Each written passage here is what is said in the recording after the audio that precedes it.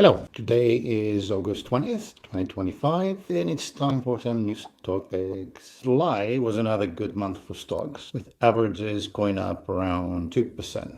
Speculation in the capital markets remains rampant, as evidenced by another record-breaking month in cryptocurrencies like Bitcoin. Valuations for stocks are high, and the general economy is slowing down. Real GDP growth for advanced economies, as predicted by the IMF, is on pace to be only 1.4% in 2025, which would be the slowest growth since COVID and the lowest growth in the last 22 years, excluding the financial crisis of 2008-09 and the year of COVID 2020. Governments around the world, however, are spending borrowed money at a rather high rate of 4.3% of GDP, meaning they're spending over and above what they're bringing in tax revenue by a significant amount. This liquidity is helping support the economy and the market, and is partly responsible for the speculative fervor, the rise in stock prices, gold, and cryptocurrencies. We expect this to continue.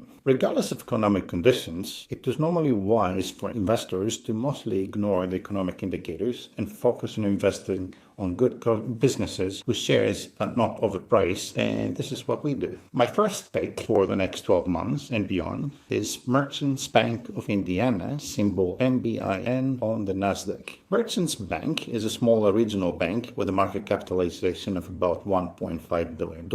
It originates, holds, and sells loans and mortgages, while they offer a wide variety of loans and banking and deposit products, but specialize in the multifamily mortgage sector.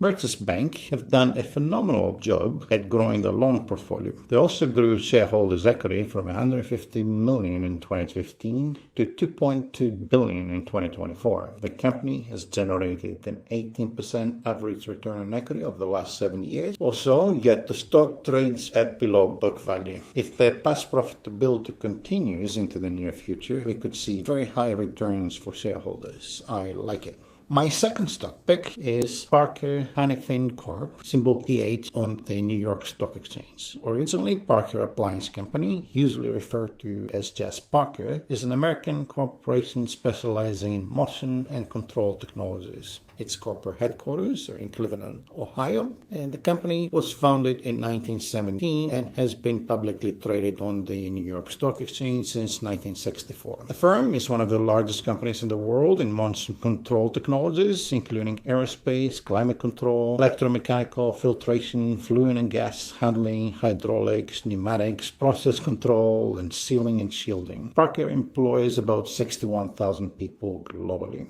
This company is a very good example of a quality business with consistent and high profitability and a strong balance sheet.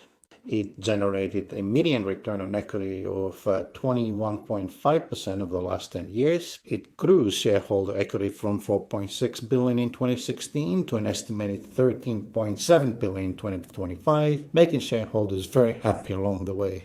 The stock is not cheap, trading at almost 7 times book value, but sometimes you have to pay for quality, and this is the case with this company. We are hoping the company will continue strong financial performance. The aerospace industry is very important for this company, and with increased military budget in the US, we are hoping they will do well. We'll see.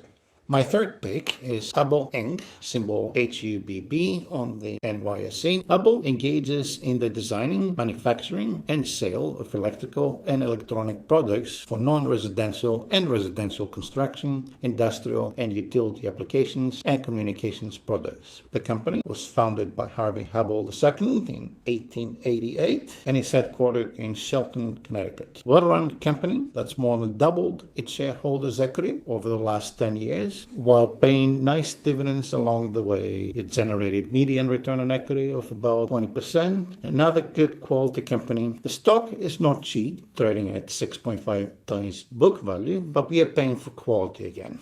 As always, if you have questions about whether these stocks fit in your portfolio, or if you have any other investment-related questions, please give us a call. Thank you, and have a great day.